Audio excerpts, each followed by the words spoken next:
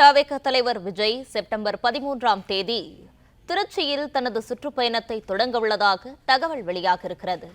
இதுகுறித்தான கூடுதல் விவரங்களோடு இணைகிறார் செய்தியாளர் யுவராஜ். யுவராஜ், வணக்கம். கூடுதல் விவரங்களை பதிவு செய்யலாம். வணக்கம். தமிழக வெற்றி கழகத்தினுடைய முதற்கட்ட இந்த சுற்றுப்பயண பிரச்சாரத்தை தமிழக வெற்றி கழகத்தினுடைய தலைவர் விஜய் வருகின்ற செப்டம்பர் மாதம் 13ஆம் தேதி திருச்சியில் தொடங்க உள்ளதாக தகவல்கள் வெளியாகி இருக்கின்றது.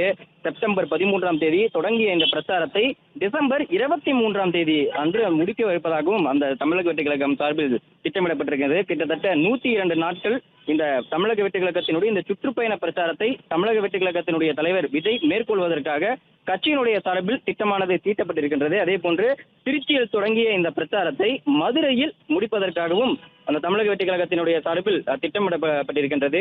ஒரு நாளுக்கு அமைப்பு ரீதியாக 2 மாவட்டங்களில் இந்த சுற்றுப்பயணத்தை மேற்கொள்ள இருப்பதாகவும், சுற்றுப்பயணத்தின் பொழுது அந்த மாவட்டங்களில் இருக்கக்கூடிய பிரச்சனைகளையும், அதே போன்று மாவட்டங்களில் உள்ள தொகுதிகளுடைய அடிப்படையிலான அந்த பிரச்சனையையும் மாவட்ட தலைவர், மாவட்ட செயலாளர்கள் மற்றும் ஒன்றிய செயலாளர்களை தேர்ந்தெடுக்குமாறும் குறிப்பிட்டிருக்கின்றனர். அதே போன்று இந்த பிரச்சனைகள் குறித்தும் சுற்றுப்பயணத்தின் பொழுது விஜய் பேசுவார் என்று எதிர்பார்க்கப்படுகின்றது.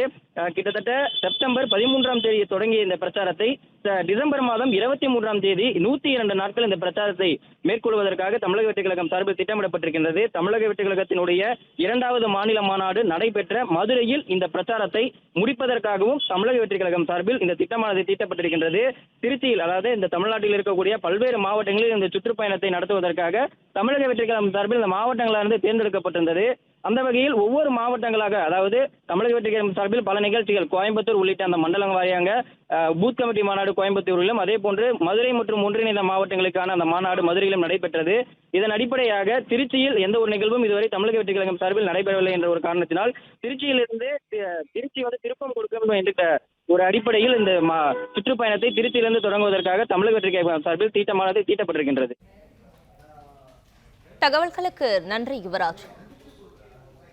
பிளே ஸ்டோர் மற்றும் ஆப் ஸ்டோரில் இருந்து பாலிமர் செயலியை QR கோடு மூலம் பதிவிறக்கம் செய்யுங்கள். செய்திகளை உடனுக்குடன் பெறுங்கள்.